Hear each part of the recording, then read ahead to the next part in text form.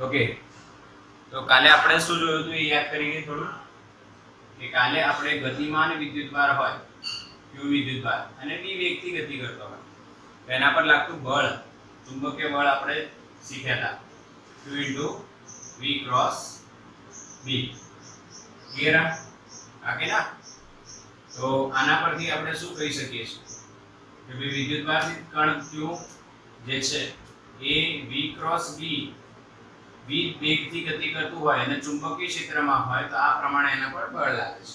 ચલો ચુંબકીય બળનું સૂત્ર શું હતું યાદ કરો. બકવાસ આના પરથી જ sin θ. ઓકે, આ ઇન્ફોર્મેશન આપણે કાલે મેળવી હતી q v ક્રોસ b અને દિશાની બી વાત કરી હતી કે આનો બળની દિશા કઈ v ક્રોસ b ની દિશા. એક વસ્તુ બીજી પણ તમને બતાવી દઉં. જો આમાં q જે છે માઈનસ e હોય એટલે કે ઇલેક્ટ્રોન નો કિસ્સાની વાત કરીએ. કોની વાત કરીએ? ઇલેક્ટ્રોન ના કિસ્સાની વાત કરીએ. ભાઈ ઇલેક્ટ્રોન ના કિસ્સામાં fm ની જે ડાયરેક્શન છે એ કઈ થઈ જશે.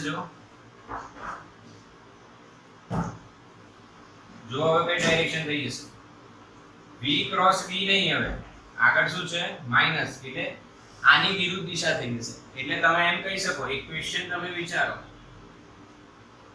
ક્વેશ્ચન તમને આપો સમક્ષિતિજ દિશામાં ચુંબકીય ક્ષેત્ર છે બરાબર, એને લંબ એક ઇલેક્ટ્રોન દાખલ થાય છે અને એક દિશામાં એક પ્રોટોન દાખલ થાય છે બરાબર. ચુંબકીય ક્ષેત્ર હોરિઝોન્ટલ ડાયરેક્શનમાં છે નિયમિત ચુંબક. તો કોણ કઈ બાજુ વળશે? કોણ ડાબી બાજુ વળશે, કોણ જમણી બાજુ વળશે? શું બંને એક જ દિશામાં વળશે? ના, બંને અલગ અલગમાં વળશે. આ v છે, આ v છે, આ v છે તો v ક્રોસ b ક્યાં જાય? અંદર. એટલે પ્રોટોન જે છે અંદર જશે. આ v છે અને આ b છે. v ક્રોસ b અંદર, પણ ઇલેક્ટ્રોન છે એટલે એની દિશા ઊંધી થઈ જશે. એટલે ક્યાં આવશે? બહાર. ઇલેક્ટ્રોન બહાર તરફ વળશે અને આ અંદર તરફ વળશે. ક્લિયર બેટા? હા કે ના? લાસ્ટ ટાઈમ ના લેક્ચર પરથી આ એક વસ્તુ શીખાય કે ભાઈ q v ક્રોસ b પ્રમાણે આપણે કઈ દિશામાં કોણ જશે. આગળ જો માઈનસ આવશે તો v ક્રોસ b નહીં, v ક્રોસ b ની વિરુદ્ધ દિશા થશે. ક્લિયર? આ લાસ્ટ ટાઈમ આપણે સમજ્યા હતા. આ એક સમ મેં તમને એનો કરાવી દીધો એટલે આ ધ્યાન રાખજો, આ ધ્યાન રાખજો. અચ્છા હા, લોરેન્ટ્ઝ બળ બી આપણે કરી દીધું છે ને સોલ્વ. લોરેન્ટ્ઝ બળ શું છે? q into the bracket e plus v cross b. યાદ છે ને? આને લોરેન્ટ્ઝ બળ કહેવાય. વિદ્યુત બળ અને ચુંબકીય બળ બંનેનો સરવાળો એટલે લોરેન્ટ્ઝ બળ થઈ જાય છે. ચલો ક્લિયર? ઓકે, આજે આપણે આપણા વિચારને આગળ લઈ જઈએ. જેમ કે ઓસ્ટેડે કીધું કે ભાઈ પ્રવાહ પસાર કરતા ચુંબકીય ક્ષેત્ર ઉત્પન્ન થાય છે અને પછી વિદ્યુત ભાર ગતિ કરતો હોય તો એના પર ચુંબકીય ક્ષેત્ર બળ લગાડે છે. વિદ્યુત અને ચુંબકીય ક્ષેત્ર એકબીજા સાથે સંકળાયેલા છે.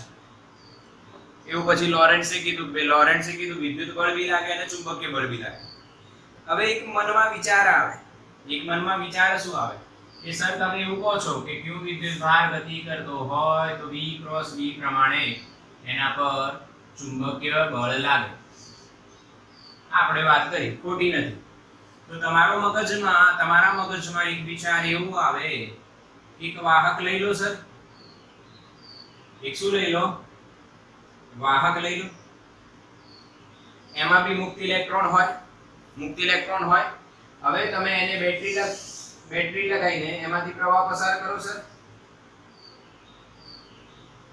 આ પ્લસ ને આ માઈનસ આવી આ કે ના? અહીંયાથી અંદરથી પ્રવાહ પસાર થશે. માની લો I અંદર ગયો, I જ બહાર આવશે એટલે I જેટલો વિદ્યુત પ્રવાહમાંથી પસાર થશે. હવે I જેટલો વિદ્યુત પ્રવાહ જતો હોય તો તમને ખબર છે અંદરથી વિદ્યુત ભારોની પણ ગતિ થતી હશે. ધન વિદ્યુત ભારો આ બાજુ ગતિ કરતા હશે. પ્રવાહની દિશા ધન વિદ્યુત ભારોની ગતિની દિશામાં ધારેલી હોય છે. એની વિરુદ્ધમાં કોણ ગતિ કરતું હોય? ઇલેક્ટ્રોન ગતિ કરતું હોય. હવે હવે જો આ તારને ચુંબકીય ક્ષેત્રમાં મૂકવામાં આવે, આજુબાજુ મેગ્નેટ લગાવી દીધા, ચુંબકીય ક્ષેત્ર આપી દીધું, તો શું આ તાર પર બળ લાગશે? માની લો તારની લંબાઈ કેટલી છે? L છે. તો શું આ તાર પર બળ લાગશે? હા કે ના? આવો પ્રશ્ન આવે, આ પ્રશ્ન માટેની જ થિયરી નેક્સ્ટ છે, વિદ્યુત પ્રવાહધારિત તાર પર લાગતું ચુંબકીય ક્ષેત્રને કારણે, આ ખાસ ચુંબકીય ક્ષેત્રને કારણે લાગતું બળ અથવા ચુંબકીય બળ કહી શકાય. આ એક થિયરી બની જાય. ઓકે, સમજ્યા કે નહીં? મેં કન્સેપ્ટ શું આપ્યું? જ્યારે તમે આ જાણો છો, ત્યારે તમે આ વસ્તુને કમ્યુનિકેટ કરી શકો છો કે ભાઈ જો પ્રવાહ જતો હોય I અને વાહક તારની લંબાઈ L હોય તો એના પર બળ કેટલું? હવે ધ્યાન આપજો, આ વાહકની અંદર મુક્ત ઇલેક્ટ્રોન હોય, હા કે ના? તો વિદ્યુત ભાર વાહકોની સંખ્યા ઘનતા, શું લખું છું? સંખ્યા ઘનતા n બરાબર એકમ પદમાં રહેલા વિદ્યુતભાર વાહક હોય, પછી ઇલેક્ટ્રોન હોય કે ધન હોય કે ઋણ હોય એની ચર્ચા નથી, પણ વિદ્યુતભાર વાહકોની સંખ્યા ઘનતા એનો એકમ થાય મીટરની -3. એકમ કદમાં આટલા વિદ્યુતભાર વાહકો રહેલા છે માની લઈએ. ઓકે, અચ્છા, માની લો કે આનો આડછેદનું ક્ષેત્રફળ બેટા એ છે. અહીંયા વાહક તારનું કદ કેટલું થશે? V બરાબર a into L. આ કે ના? વાહક તારનું કદ કેટલું થાય? ક્ષેત્રફળ ગુણ્યા લંબાઈ. આ તો ખબર જ છે, એ બતાવવાની જરૂર લાગે છે. નળાકારનું કદ કેટલું હોય? પાઈ r સ્ક્વેર h. પાઈ r સ્ક્વેર એટલે ક્ષેત્રફળ, h એટલે લંબાઈ. પડી ગયું? આટલું કદ છે. તો હવે તમે વિચારો, હવે તમારે વિચારવાની વાત શું રહી કે આટલા કદમાં કેટલા વિદ્યુતભાર વાહકો છે? તો કે ભાઈ a into L કદમાં રહેલા વિદ્યુતભાર વાહકોની સંખ્યા બરાબર n into a into L. હા કે ના? હા કે ના બોલો? સમજણ પડી? એકવાર ક્લિયર કરી દો હજુ. હવે સમજો, વિદ્યુતભાર વાહકોની સંખ્યા કેટલી અથવા કણોની સંખ્યા કેટલી જે વિદ્યુતભાર લઈ ગયા છે એ આપણને મળી ગઈ. એકમ કદમાં આટલી, તો આટલા કદમાં કેટલી? સિમ્પલ NaL કરી દીધું આપણે. હવે શું થાય? માની લો એક કણ પરનો વિદ્યુતભાર શું છે? એક કણ પરનો વિદ્યુતભાર કેટલો છે? શું છે? તો ધ્યાન આપજો, કુલ વીજભાર કેટલો થાય? કુલ વીજભાર જે ગતિ કરી રહ્યો છે, કુલ વીજભાર NaL into q થાય. થઈ ગયું ને? એક કણ પર q વિદ્યુતભાર, આટલા કણો પર કેટલો વીજભાર હશે? હા કે ના? સમજાયું? હવે આ વીજભાર પર ચુંબકીય ક્ષેત્ર B ને કારણે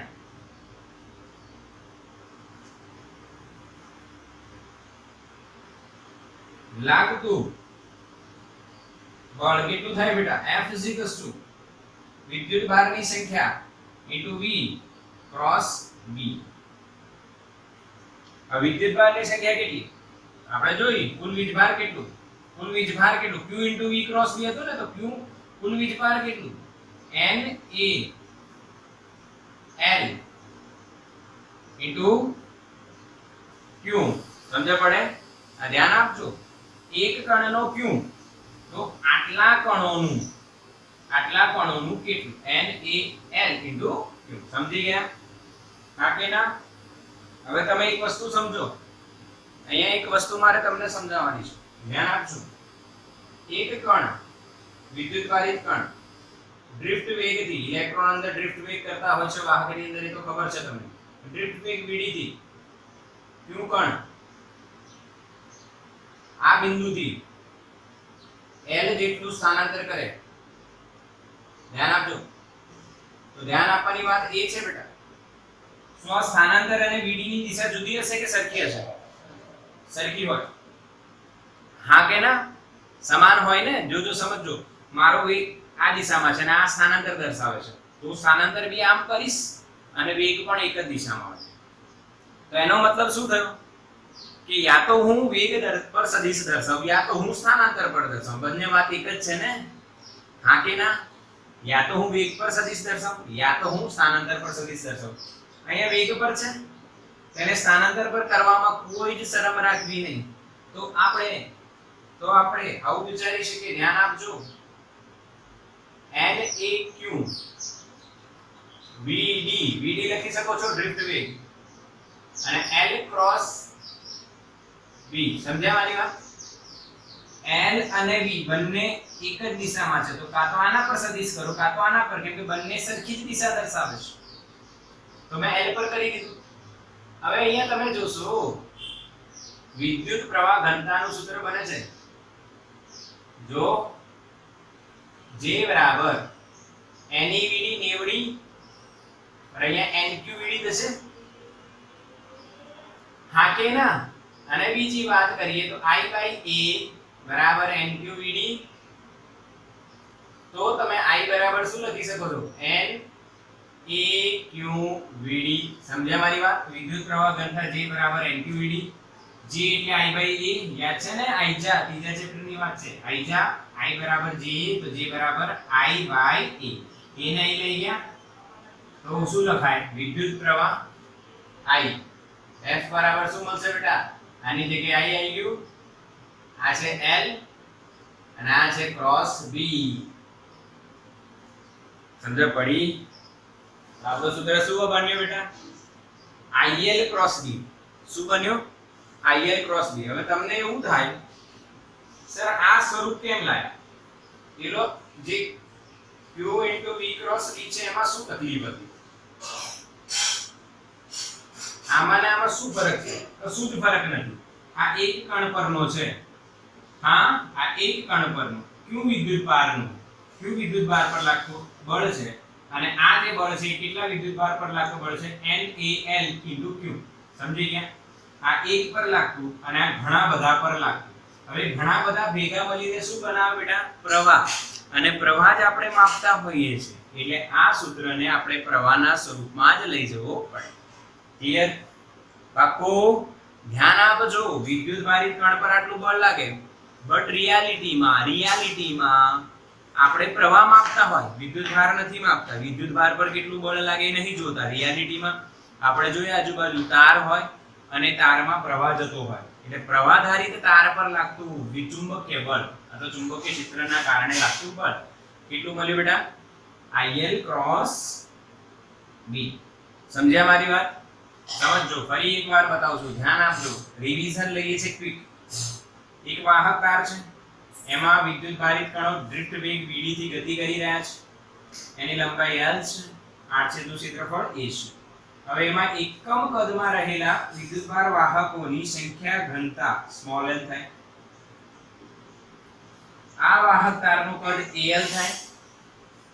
કદ ખબર છે, એકમ કદમાં રહેલા વીજભાર વાહકોની સંખ્યા ખબર છે, બંનેનો ગુણાકાર કર દો તો તમને કુલ કેટલા વિદ્યુતભાર વાહકો અહીંયા ગતિ કરી રહ્યા છે એ ખબર પડી જાય કે અંદર છે કેટલા. હવે એક કણ પરનો વિદ્યુતભાર જો તમે q માનો તો આટલા કણ પરનો કેટલો વીજભાર થાય? NaLQ. સમજી ગયા? અચ્છા, એને તમે PD આપો, પોટેન્શિયલ ડિફરન્સ આપો, તો આટલો વીજભાર ગતિ કરે તો પ્રવાહનું નિર્માણ કરશે, અને એ પ્રવાહનું નિર્માણ થતા ગતિમાન વીજભાર થઈ ગયો, અને જો આજુબાજુ ચુંબકીય ક્ષેત્ર હશે તો એના પર બળ લાગશે. કેટલો બળ લાગશે? વીજભાર ગુણ્યા V ક્રોસ B. આ વીજભાર કેટલું એ અહીંયા મેળવ્યું, એ મૂકી દીધું. ક્લિયર? અચ્છા, પછી આપણે કીધું V અને L, સ્થાનાંતર L છે, V વેગ છે, બંનેની દિશા સરખી છે. બંનેની દિશા સરખી છે તો કોઈ એક પર સદિશ ચાલે. આપણે L પર સદિશ લઈ ગયા, અને b ને આગળ લઈ જાય. vd એટલે ડ્રિફ્ટ વેગ લખ્યું છે. અહીંયા બી તમે ડ્રિફ્ટ વેગ લખી શકો છો vd, યોર ચોઇસ. બીજી વાત, આવું કેમ કર્યું? આવું કરવાનું રીઝન એ છે કે જો તમે આ vd ને આમની જોડે લઈ આવો તો એ કોનું સૂત્ર બની જાય? પ્રવાહનું. અને એવું શક્ય છે આ l ને અહીંયા લઈ જાઓ, vd ને અહીંયા લઈ લો, થઈ ગયું. એટલે il ક્રોસ b આપણને ફાઇનલી મળી. ક્લિયર છે? સાથે સાથે જ આપણે રિવિઝન કરીશું અને પાકું કરીશું અને મજા આવશે. એકદમ સિમ્પલ. હવે મૂલ્યની વાત કરીએ. મૂલ્યની વાત કરો. મૂલ્ય લખો. તો મૂલ્ય લખશો તો શું થશે? il b sin theta. il b sin theta. ધ્યાન આપજો. il b sin theta થઈ જશે. હવે થીટા શું છે જો? થીટા il અને b વચ્ચેનો ખૂણો છે. આ સમજજો, નાની વાત છે. il એટલે શું? વિદ્યુત પ્રવાહ ધારિત ખંડ. આ ખાસ નોંધ કરજો. il એટલે શું? વિદ્યુત પ્રવાહ ધારિત ખંડ થાય કે એક એવી લંબાઈ કે જેમાંથી પ્રવાહ જઈ રહ્યો છે અને જે દિશામાં પ્રવાહ જઈ રહ્યો છે એ દિશામાં લંબાઈ લેવાની. કેમ કે તમે સ્થાનાંતર આમ થતો હોય તો જ પ્રવાહ આમ થાય ને. એટલે જ તો vd અને l ની દિશા સરખી લેવાય. અહીંયાથી આમ ગયું ને, એટલે il એટલે શું? વિદ્યુત પ્રવાહ ધારિત ખંડ. એનો એકમ શું થાય? Ampere into meter. i એટલે એમ્પિયર, l એટલે મીટર, એમ્પિયર ઇન્ટુ મીટર. ખતમ. અચ્છા, થીટા શું છે? ફરી વાત રહી ગઈ. થીટા કોની વચ્ચેનો ખૂણો છે? il અને b વચ્ચેનો ખૂણો. થીટા કોની વચ્ચેનો ખૂણો છે? il અને b વચ્ચેનો. આ ખાસ નોંધ કરજો. થીટા કોની વચ્ચેનો ખૂણો છે? il અને b વચ્ચેનો ખૂણો. il શું છે? il શું છે? પ્રવાહ ધારિત ખંડ. ક્લિયર કે નહીં? સૂક્ષ્મ ખંડ હોય તો dl, મોટો ખંડ હોય તો l. એટલે એક લંબાઈ હોય તો l. ઓકે, પ્રવાહ ધારિત ખંડ કહેવાય. ઓકે, અચ્છા, આનો શોર્ટકટ બતાવશું યાદ રાખવા માટે. આને તમે અરેન્જ કરો, બિલ sin થીટા લખી નાખો. શું લખી નાખો? Bill sin theta. બિલ તો ખબર છે ને, લાઇટ નું બિલ હોય, મોબાઈલ નો રિચાર્જ નું બિલ. બિલ એટલે બિલ યાદ રહેશે ને. પ્રવાહ, પ્રવાહનો યુઝ થાય તો બિલ આવે. હા કે ના? ઘરમાં પ્રવાહનો યુઝ થાય તો શું આવે? બિલ આવે. અને એનો ક્યુ વિદ્યુતભાર હતો તો શું શોર્ટકટ હતું? બકવાસ થીટા. અહીંયા બિલ sin થીટા. પાકું? સ્ક્રીનશોટ લઈ લેવાનું, સૂત્ર યાદ રાખવાનું બેટા. ચલો ઉદાહરણ જોઈએ. હવે ઉદાહરણ છે, ઉદાહરણનો નંબર છે 4.1. જો હું વાંચું છું. 200 ગ્રામ દળનો અને 1.5 મીટર લંબાઈનો એક સીધો તાર 2 એમ્પિયર પ્રવાહ ધરાવે છે. તેને સમસ્થિતિ અને સમાન ચુંબકીય ક્ષેત્ર b માં હવામાં લટકતો રાખેલ છે. તો ચુંબકીય ક્ષેત્રનું મૂલ્ય કેટલું હશે? ધ્યાન આપજો. આકૃતિ આપેલી છે એક આપણને. આકૃતિ આવી આપેલી છે. વાહક તાર છે, એમાં પ્રવાહ જઈ રહ્યો છે આમ દિશા, અને નીચે એમ બતાવ્યું છે કે mg લાગે છે. એની લંબાઈ બેટા l આપેલી છે અને ચોકડી મારી છે એટલે ચુંબકીય ક્ષેત્ર ક્યાં જઈ રહ્યું છે? અંદર જઈ રહ્યું છે. ક્લિયર? અચ્છા, બધી વેલ્યુ આપી છે. l ની 1.5 મીટર છે, પછી 200 ગ્રામ દળ છે અને 2 એમ્પિયર પ્રવાહ છે. એમ પૂછે છે ચુંબકીય ક્ષેત્રનું મૂલ્ય કેટલું. હવે આ આકૃતિ તો બરાબર છે, પણ હું તમને એક વસ્તુ બતાવું. અહીંયા સમજો. આવું છે બેટા, I પ્રવાહ જાય છે, એનું વજન નીચે છે mg. હવે આને હવામાં મૂકો તો ક્યાં પડે? આ સળિયો છે, એને હવામાં છોડું આમ તો ક્યાં પડશે? નીચે. પરંતુ ચુંબકીય ક્ષેત્ર આપેલું છે કેટલું? b. બરાબર? b ચુંબકીય ક્ષેત્ર છે. એટલે તમે અત્યારે જ ચુંબકીય બળનું સૂત્ર જોયું પ્રવાહ ધારિત તાર પર. il cross b. એની દિશા કઈ બાજુ હોય? il ક્રોસ b ની દિશામાં. તો il આમ ગયું, I આમ તો il b આમ. આ ખાસ નોંધ કરજો. I આમ છે તો il આમ. તો તો પહેલા સદિશની દિશામાં તમારી આંગળીઓ કરો. બી ક્યાં છે? અંદર. તો મુઠ્ઠી અંદર વાળો. તેના પર બળ ક્યાં લાગશે? ઉપર. F બરાબર IL ક્રોસ B ક્યાં લાગશે? ઉપર. હવે ધ્યાન આપજો, સમજજો. I આમ છે એટલે IL આમ થયું. IL ની દિશા થઈ અને B ક્યાં છે? અંદર. તો થીટા કેટલો? 90 થાય બેટા. IL આમ છે, B ક્યાં છે? અંદર છે, તો ખૂણો કેટલો? 90. ક્લિયર? અચ્છા, હવે આ સ્થિર રાખેલો છે. સ્થિર છે એનો અર્થ શું થયો? સંતુલનમાં છે. સંતુલનમાં હોય તો જે mg છે એ બિંદ sin થીટા ની બરાબર થાય. યાદ કરો શોર્ટકટ. બિંદ sin થીટા બરાબર mg. તો b બરાબર શું થાય? mg upon IL sin theta. m ની વેલ્યુ 200 ગ્રામ છે એટલે 200 ગુણ્યા 10 ની -3 કિલો. g ની વેલ્યુ 9.8 હોય છે. આપેલી કેટલી છે જોવો તો. યુઝ કેટલી કરી છે? 9.8 જ છે ભાઈ. 9.8 આપેલી હોય તો 10 યુઝ કરવાનું. i ની વેલ્યુ 2, આની દોઢ અને આ sin 90. sin 90 1 થઈ જશે. sin 90 કેટલું થઈ જશે? 1 થઈ જશે. અને સોલ્વ કરશો અને તમે સોલ્વ કરશો તો b ની વેલ્યુ આવશે 0.65. 0.65 સોલ્વ કરશો તો b ની વેલ્યુ કેટલી આવશે? 0.65. એકદમ સિમ્પલ છે ભાઈ. આ તમે સોલ્વ કરી શકો છો. આ બે વેલ્યુ 100 થઈ ગઈ, આ 10 ની -1 થઈ ગઈ અને તમે આ સોલ્વ કરો 0.98 ભાગ્યા દોઢ. 0.98 ભાગ્યા દોઢ એટલે આપણને જવાબ મળશે 0.65. બોલો, ખબર પડી કે નહીં?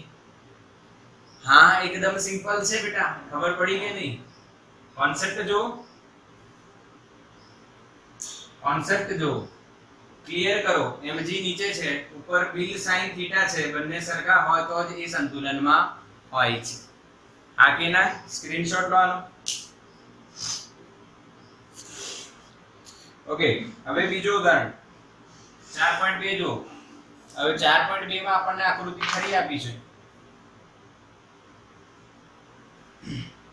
અને આ વખતે આકૃતિ જબરદસ્ત છે. x આમ છે, y આમ છે અને z આમ છે. ઓકે, જો ચુંબકીય ક્ષેત્ર ધન y દિશાને અથવા ધન y અક્ષને સમાંતર હોય એટલે આ દિશામાં ચુંબકીય ક્ષેત્ર છે. ઓકે, સમજ્યા? આ કે ના? અને ચોપડીમાં ચોકડીઓ કરેલી છે ભાઈ. નીચે દર્શાવે એની પર સિમ્બોલ આપેલું છે કે y અક્ષ બોર્ડ હોય એની અંદર ઉપરની તરફ y કરી.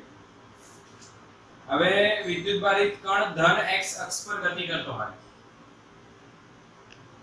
આ વિદ્યુતભારિત કણ ધન x અને ચુંબકીય ક્ષેત્ર ધન y એક અંદર છે. જે બી હોય જોઈ લઈશું. v બરાબર. તો પહેલું ઇલેક્ટ્રોન, બીજું પ્રોટોન. કઈ દિશામાં લોરેન્ટ્ઝ બળ લાગશે? લોરેન્ટ્ઝ બળ એટલે ભાઈ ચુંબકીય બળ. હા બેટા, ધ્યાન આપજો. લોરેન્ટ્ઝ બળ એટલે ચુંબકીય બળ. આવ જોઈને ગભરાવાનું નથી. હું તમને સીધો હિસાબ આપું છું. જો આ કશું જરૂર નથી. આકૃતિ ન હોય તો તમારો જવાબ આવશે. અને આકૃતિને જોઈને ચિંતા બી કરવાની નથી. ટ્રીક જો. ચુંબકીય ક્ષેત્ર ધન y દિશામાં લખાય એવું. અને ગતિ કઈ બાજુ થઈ રહી છે? ધન x દિશા. આપ્યું છે આવું. તો લોરેન્ટ્ઝ બળ શું છે ભાઈ? q v cross b. v cross b ની દિશામાં. હવે આમાં તમારે યાદ રાખવાનું શું હતું? યાદ કરો. ઇલેક્ટ્રોન બી છે અને પ્રોટોન બી છે. ઇલેક્ટ્રોન હોય તો v ક્રોસ b. સૂત્ર શું બનશે? F - e v I caret cross b j caret. એટલે I cross j k થાય પર જવાબ આવશે આગળ માઈનસ એટલે માઈનસ k caret. ખતમ. એમણે એવું પૂછ્યું છે કે ઇલેક્ટ્રોન કઈ દિશામાં જશે? ભાઈ I માઈનસ k caret. ખતમ. અહીંયા F પ્રોટોન હોય એટલે પ્લસ bi cross bj. તો અહીંયા પ્લસ છે એટલે i ક્રોસ j શું થાય ij k એટલે પ્લસ એટલે ઋણ z અને આ ધન z ખતમ પિક્ચર પૂરું સિમ્પલ સમજ્યા પડી સ્ક્રીનશોટ લઈ લો કામ લાગશે ચલો બેટા ખબર પડી તમને સ્ક્રીનશોટ લઈ લેજો એક હજુ એક્ઝામ્પલ આપો એક એક્ઝામ્પલ જો બેટા જો સમજો કે આલ્ફા કણ ગતિ કરી રહ્યું છે કઈ દિશામાં ધન y અને ચુંબકીય ક્ષેત્ર છે કઈ દિશામાં ઋણ z તો બતાવો એના પર લોરેન્ટ્ઝ બળ અથવા ચુંબકીય બળની દિશા કઈ -x એવો જવાબ કે છે એક ભાઈ તમે કહો હા પહેલા તો આલ્ફા કણ શું છે ખબર હોવી જોઈએ ને આલ્ફા કણનો વિદ્યુતભાર કેટલો 2e એટલે આ વાળો કેસ આવી જશે આ હટાઈ દે બધું એટલે અહીંયા આપણે લખી શકીએ 2e * v કઈ દિશામાં ગતિ કરી રહ્યો છે ધન y એટલે j કેરેટ ક્રોસ b કઈ દિશામાં છે ઋણ એટલે માઈનસ k કેરેટ આવું થયું બેટા હવે j ક્રોસ k તો તમને યાદ હોય તો આપણે શોર્ટકટ જોઈલું કદાચ ભૂલી ગયા હોય તો અહીંયા બતાવી દઉં છું સમઘડી દિશામાં ij k જઈએ તો જવાબ ત્રીજો આવે તો j અને k છે એટલે જવાબ તો શું આવવાનો છે i એટલે j k એટલે જવાબ i પર આગળ શું છે માઈનસ એટલે જવાબ શું આવશે -i કેરેટ એટલે ઋણ x દિશા કઈ દિશા આવે બેટા ઋણ x દિશા હા કે ના સમજણ પડી ક્લિયર કર્યું બધાએ દિશામાં ગભરાવું નહીં દિશા આપણી જોરદાર જ છે બધાની અને ટ્રીક બી આપણી સરસ છે આનો પણ સ્ક્રીનશોટ લઈ લો ઓકે બેટા હવે આપણે શું આયા ન્યુ ટોપિક આજનો સમજજો ચુંબકીય ક્ષેત્રમાં ગતિ કોની ગતિ તમારી મારી કોની ગતિ તો ભાઈ ક્यों વિદ્યુત ભારની કૌંસમાં લખી દઉં છું ભાઈ કોની ગતિની વાત કરવાની છે વિદ્યુત ભારની ગતિ આ વસ્તુ સમજ હવે વસ્તુ શું સમજાઈ જશે એ સમજવાની ટ્રાય કરીએ આપણે ધ્યાન આપો સૌથી પહેલા આપણને એક વસ્તુ ખબર પડી કે ભાઈ જ્યારે કોઈ વિદ્યુત ભારિત કણ ગતિ કરતો ચુંબકીય ક્ષેત્રમાં દાખલ થાય ત્યારે એના પર બળ લાગે તો એની ગતિ કઈક બીજા પ્રકારની થઈ શકે અને આપણે જોયું છે કે કણ આમ જતો હતો તો આમ વળી જતો હતો v ક્રોસ b એટલે કેવી ગતિ થાય છે જેમ કે પ્રક્ષિપ્ત પદાર્થમાં જે પ્રક્ષિપ્ત ગતિ થઈ રહી હતી એ ગુરુત્વાકર્ષી બળના કારણે થઈ રહી છે તો અહીંયા ચુંબકીય બળના કારણે વિદ્યુત ભારની ગતિ કઈ દિશામાં થશે કેવા પ્રકારની થતી હશે એ જોયું તો બેટા એક ચુંબકીય ક્ષેત્ર આપણે વિચારી લઈએ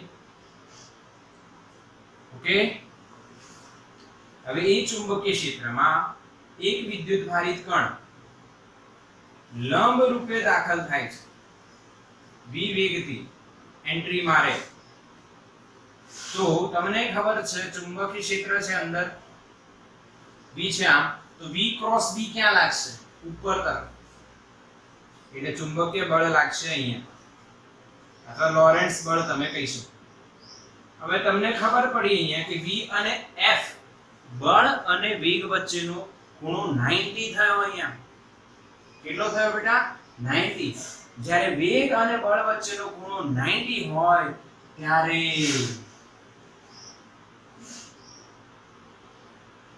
કઈ ગતિ થાય બેટા વર્તુળાકાર ગતિ થાય કઈ ગતિ થાય વર્તુળાકાર ગતિ આપણને ખબર છે જ્યારે વેગ અને પ્રવેગ એટલે કે બળ એકબીજાને લંબ હોય ત્યારે વેગની માત્ર શું બદલાય દિશા બદલાય માત્ર શું બદલાય દિશા એટલે આ કણ આ સીધો જવાને બદલે આમ વળશે અને આમ નિયમિત વર્તુળમય ગતિ કરશે. ઓકે, સમજી ગયા કે નહીં? આખું ચુંબકીય ક્ષેત્ર બધે જ છે અને આપણે આમ પ્રક્ષેપ કર્યું છે એવું માની લો. અહીંયા બી છે, બધે જ છે. ઓકે, લંબ રૂપે દાખલ થશે. કેમ વર્તુળમય થયું? તો જો અહીંયા જ્યારે આવશે ત્યારે એનો વેગ આમ હશે. હવે v આમ, v અંદર, v ક્રોસ v ક્યાં લાગશે? લંબ જ થયું. એટલે ટૂંકમાં અહીંયા કેન્દ્ર વિચારી લો તો આ કેન્દ્ર તરફ જ બળ લાગે. અહીંયા જો વેગ આમ હશે અને બળ ક્યાં હશે? કેન્દ્ર તરફ જ. જ્યારે અહીંયા આવે વેગ નીચે હશે અને બળ ક્યાં હશે? કેન્દ્ર તરફ જ. તમે જોઈ શકો છો v ક્રોસ v કરીને v આમ છે, b અંદર છે, v ક્રોસ v અહીંયા, v અહીંયા નીચે છે, b અંદર છે, અંદર મૂકી આમ, એટલે v ક્રોસ v કેન્દ્ર તરફ લાગશે. બળ ક્યાં લાગશે? કેન્દ્ર તરફ. અને જ્યારે બળ કેન્દ્ર તરફ લાગતું હોય ત્યારે કણ કઈ ગતિ કરવાનો છે? વર્તુળમય ગતિ. સમજ્યા? સમજ્યા કે નહીં સમજાય? અહીંયા એક નોટ લખી દઈએ, એક નોટ લખી દઈએ. જ્યારે ગતિમાન વિદ્યુત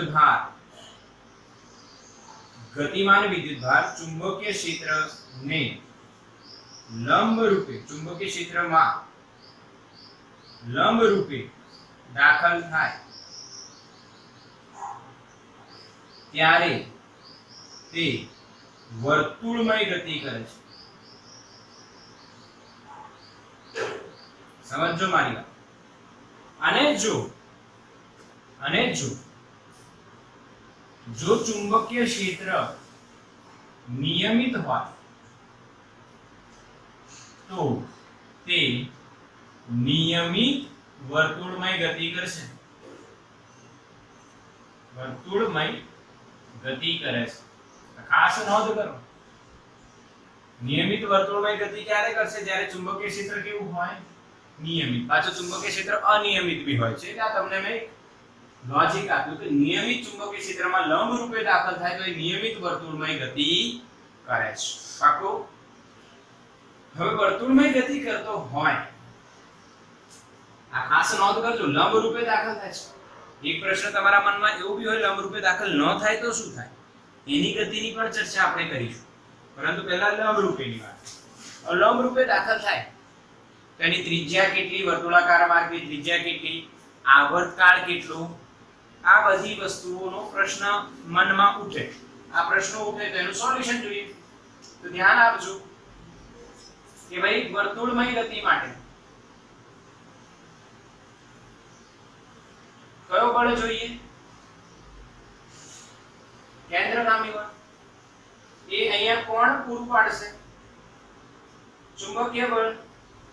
તો વર્તુળમય ગતિ થઈ રહી છે ને ચુંબકીય બળના કારણે.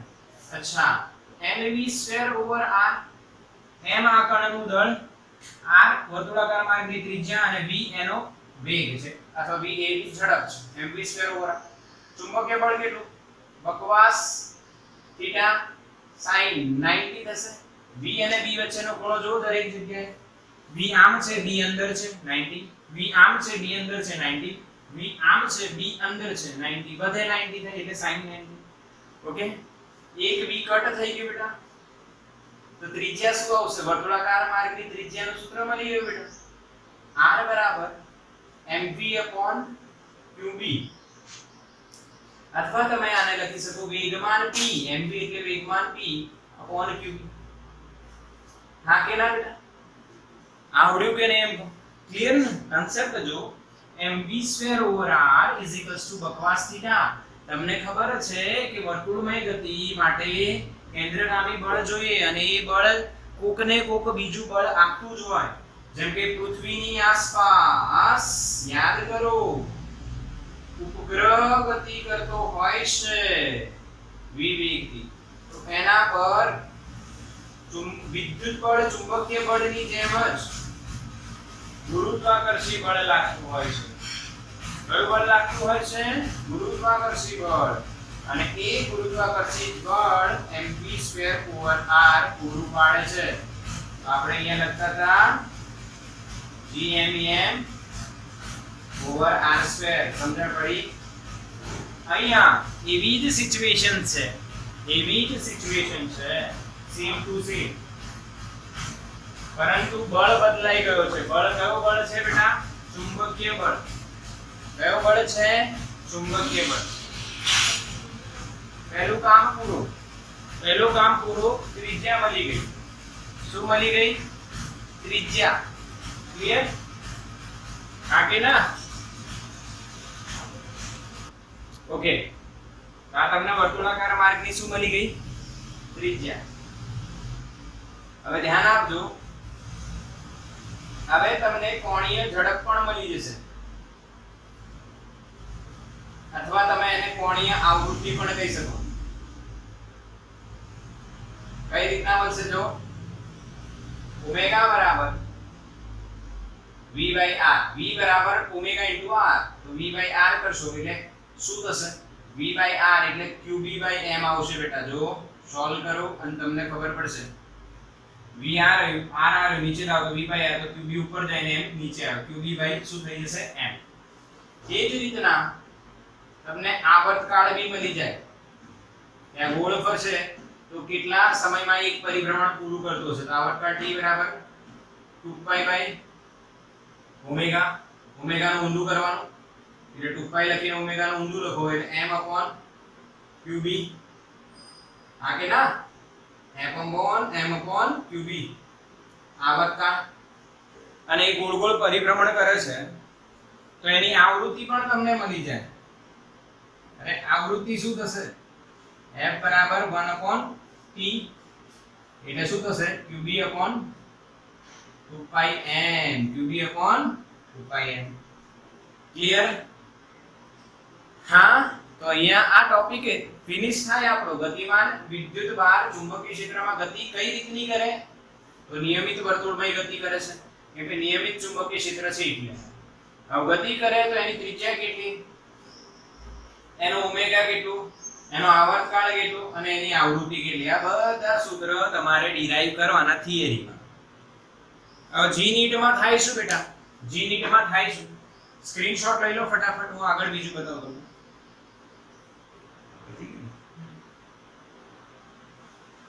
ચલો ડન. જલ્દી કરો. સ્ક્રીનશોટ ફટાફટ લઈ લો. Okay done. હવે જો, હવે આ વસ્તુ તમે સમજી તો ગયા અને વિડિયોને તમે રિપીટ કરીને જોશો. વિડિયો તમને મળશે. ઓકે? અને વિડિયો મોકલાવાની કદાચ રહી જાય તો મને મેસેજ કે ફોન કર દો. ફોન જ કરો ડાયરેક્ટ. ઓકે? ચલો હવે સમજો. અહીંયા સમજવાની વાત શું છે એ સમજવાની છે ભાઈ. આટલા બધા સૂત્રો કઈ રીતના યાદ રહે તો ધ્યાન આપજો. હું અહીંયા એક સૂત્ર લખું છું કોણીય ઝડપનું. ઓમેગા બરાબર qb by m. આ સૂત્ર તમે યાદ રાખીશો ભાઈ. તમે વેઇટ કરી રહ્યા છો, તમારો લેક્ચર છે, મેડમ નથી આવતા, તમે વેઇટિંગ કરી રહ્યા છો. હિન્દીમાં બોલો છો કબ આएंगे મેડમ. શું બોલશો? કબ આएंगे. qb એટલે કબ આएंगे મેડમ. આવું તમે યાદ રાખી શકો. બસ ખતમ. આ યાદ રાખો, બધા સૂત્ર આવી જશે. જો જે સૂત્ર તમારે જોઈતું હોય t અને r. r કઈ રીતના આવે? યાદ કરો. v બરાબર વોર, તો r બરાબર શું થાય? v by omega. આવી ગયું mv upon qb. v બરાબર વોર પરથી આવ્યું. અને બીજી વાત, આવર્તકાળ શોધવાનું હોય t, તો શું થાય? 2π by ઓમેગા. એટલે જવાબ શું આવશે? 2πm upon qb. આવૃત્તિ તો ક્યાંથી આવી જાય? આવર્તકાળના વ્યસ્તને આવૃત્તિ કહેવાય. એટલે આવી ગયું એટલે આવૃત્તિ આવી. બોલો બધા સૂત્ર પાક્કા? આનું સૂત્ર શું ભાઈ? qb by m કબ આएंगे મેડમ. શોર્ટકટ. v બરાબર વોર મૂકો અને સોલ્વ કરો તો r મળી જાય. અને t બરાબર 2π by ઓમેગા મૂકો એટલે t મળી જાય. આવૃત્તિ શોધવું આનું એકદમ ઈઝી લોજિક. આનું ઊંધું કરો. ખતમ. આગે ના? આનું પણ સ્ક્રીનશોટ તમે લઈ લો બેટા.